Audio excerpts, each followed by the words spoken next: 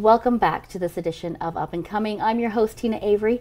You may have recognized me. I should say guest host. So I'm your guest host for this show. We are here talking about the Total Elegance Wedding Show happening on February 17th at the Orangeville Fairgrounds, 11 to 4. There's more details coming up. We're not going to go into that, but I'm very excited to thank Adriana from Gourmandissimo Catering and Fine Foods for joining me. Thank you for having me.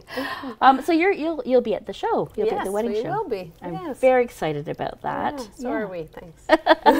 So let's talk about catering. So couples get engaged, they get excited. The first thing they normally do, or hopefully they normally do, is find a venue. That's the most important part.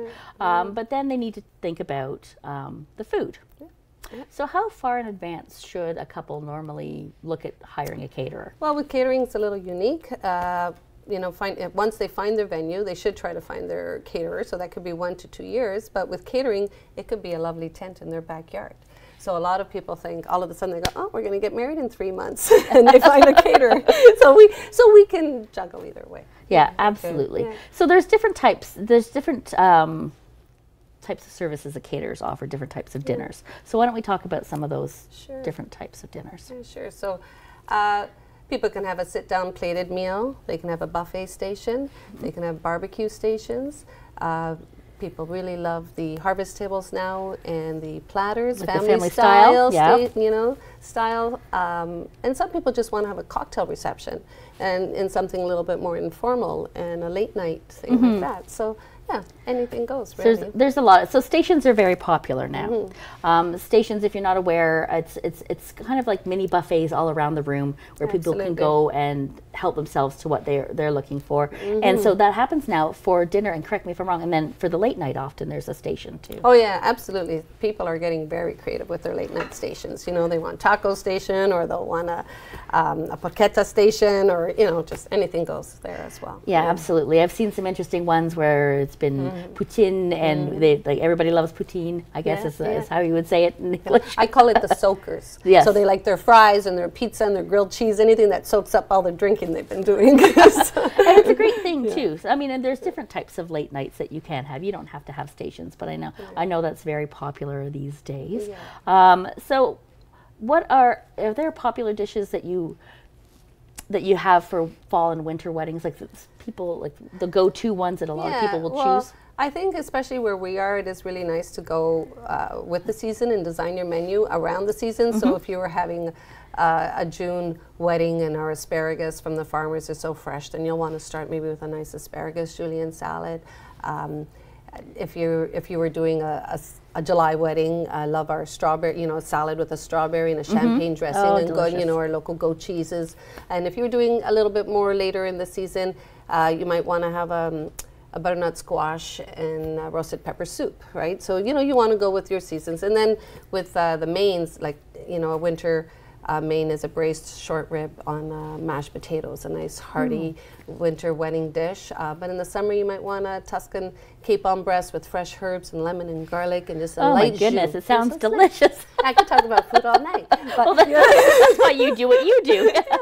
Absolutely, absolutely. So when a couple is looking to plan their menu, is it something that you have like set menus and you choose, or set options, or do they come to you and say, this is, like if they came to you and said, you know what, I just want this dish? Well, if that was what they wanted, then absolutely we can create it around their favorites. But we do have different packages that have different choices on them, so they could choose what suits them. There's always your vegetarian, now you got your gluten-free, you've got, all these other things to consider as well. So there's a little something for everybody on there. Yeah. Right. So with caterers, do you provide other services? Like, I mean, I know we had Krista just on in the first episode, and the location she's getting married at, it's a location. It's just a venue. They bring in everything. So if someone were to hire you as a caterer or hire a caterer, more often than not, do they supply things like linens and tablecloths? I know for us, we do. And I think a lot of caterers do, right? So I actually prefer to do it that way, because if I'm designing your menu and I'm designing your staffing and I know exactly what you need to execute this event, so we will coordinate all the linens, all the rentals, the chairs, the glassware, what's needed for that. But it depends on the venue as well, because some venues will offer some of that and others won't. So it's really tailored to the need of the client and where they've chosen to have their wedding, right? Yeah. Okay, and so I'm assuming also that most caterers will provide bar service as well? Yeah, absolutely. We do, and I think most caterers will provide bar service. There are some caterers, you know, that, you know, people are hiring someone who does a pig roast. He might only offer the buffet and the pig roast, and that's it, and then they have to take care of everything else. But I think most experienced caterers like to offer the whole package to their clients. Right, and then they can make that choice, right, as a couple. I always recommend as a planner for them to get both options, because I don't think people realize the amount of work it goes into putting a bar together.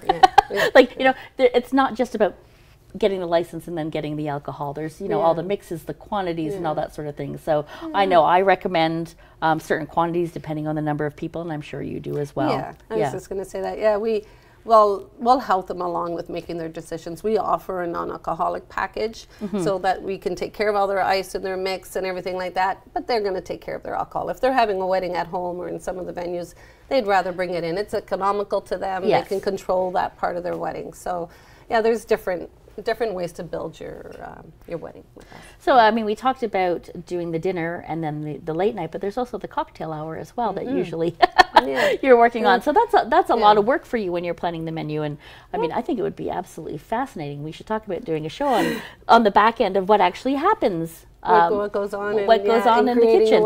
Yeah. So, you know, generally there's the ceremony, and it can be on location, which is always nice. And then after, you can have the waiter standing you know, along the side with the glasses of Prosecco, and then you've got the other staff coming out with the hors d'oeuvres and passing cold and warm hors d'oeuvres to your guests.